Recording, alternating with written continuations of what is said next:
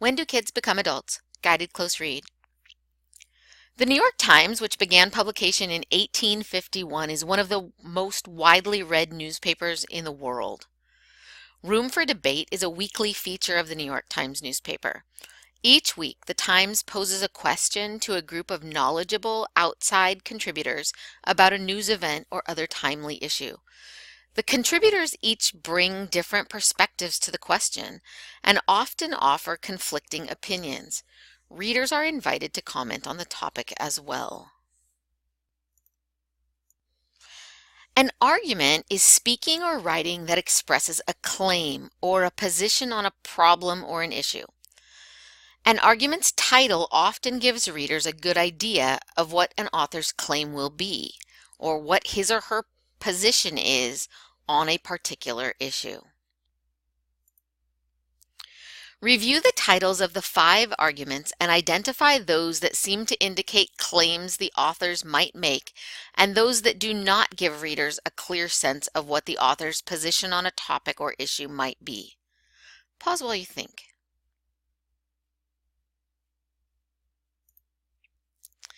The titles that give a clear idea of what the author's position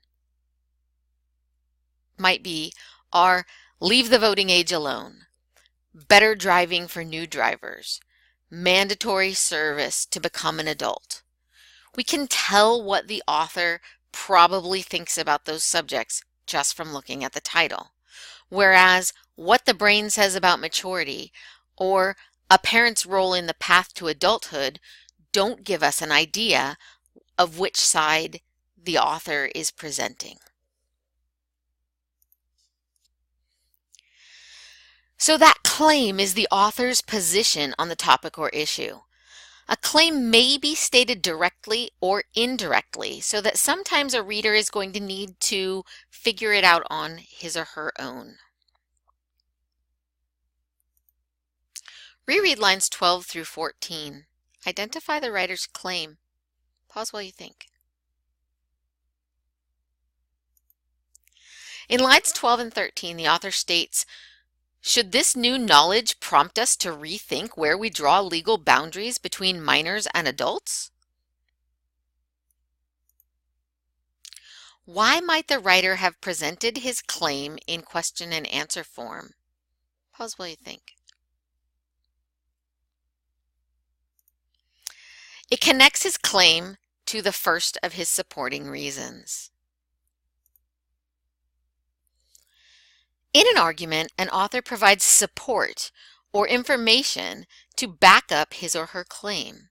Support includes reasons and evidence such as facts, examples, and statistics. Reread lines 27 through 31. Explain how the author uses examples to support his claim that scientific information about brain maturity is not the primary way our society decides when maturity occurs. Pause while you think. The author states that teenagers can drive before they can see R-rated movies on their own, and that they can fight in wars before they can buy beer. Remember that in an argument, a claim is backed up with reasons and evidence. Reread lines 44 and 45. Summarize the author's claim in your own words. Pause while you think. A possible answer is, it doesn't make sense to change the voting age. Reread lines 44 through 58. Identify examples the author uses to support her claim. Pause while you think. She points out that the American colonies mostly set their voting ages at 21, reflecting British common law, and that it took many tries from World War II to the Vietnam era to get the voting age changed from 21 to 18. Usually an author will focus on one main claim in a text, but sometimes an author will include multiple claims. Reread lines 75 through 81. Identify a second claim the author presents. Pause while you think. The author makes the claim that it would be more useful to help young people get more involved in politics by getting rid of barriers that prevent them from voting. How does she support this claim? Pause while you think. She gives an example of an unfair voting regulation in Tennessee that makes it difficult for college students to vote. An author's word choices often have an impact on the meaning of a text. While words may have a similar denotation or dictionary definition, they can have very different connotations. Connotations are the feelings or ideas associated with a word. Reread lines 81 through 84, paying attention to the word suffer. Name words that have a similar denotation. Pause while you think.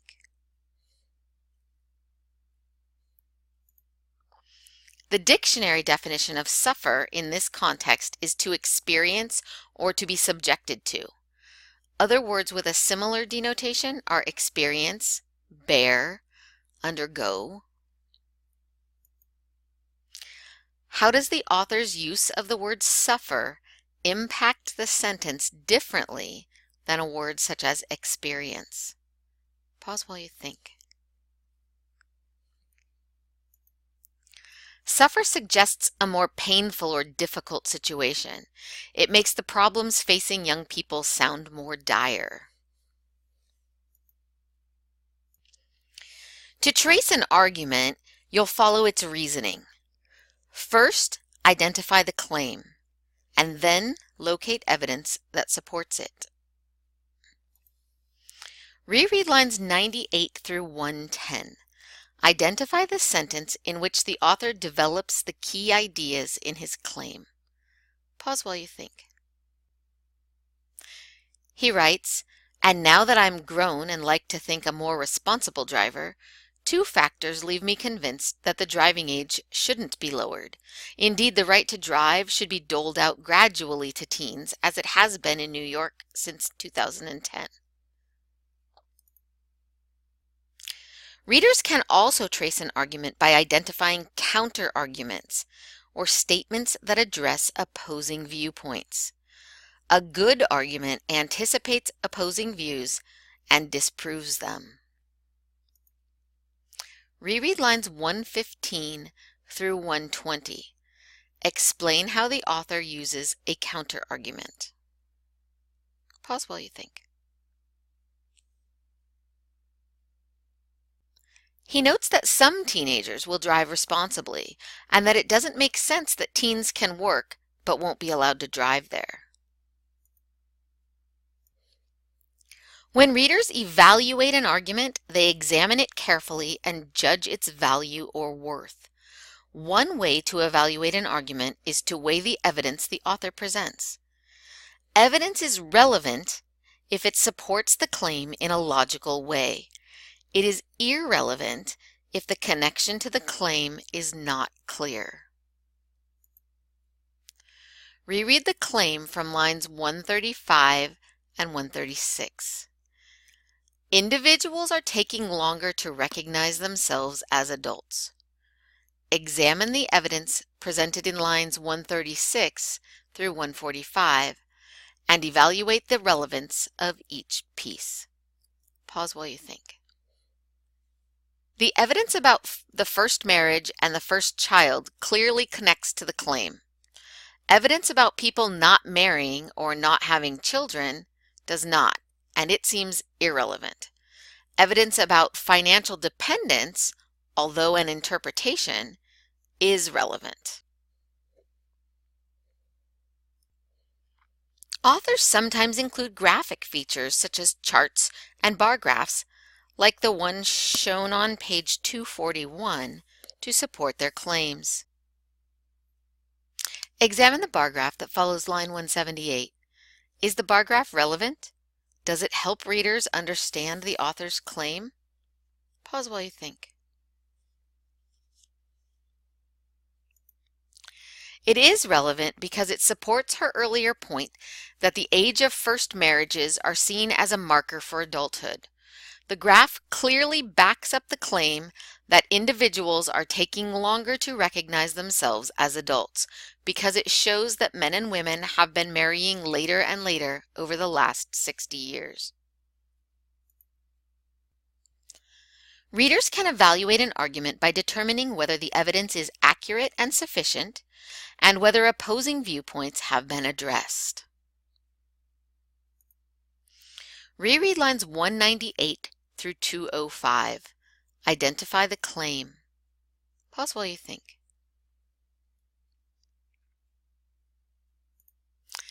The claim is that all 18-year-olds should be required to spend a year in service to others. Evaluate whether the evidence is accurate and sufficient and whether opposing viewpoints are addressed. Pause while you think. There is little evidence to support this claim. Opposing viewpoints are not addressed.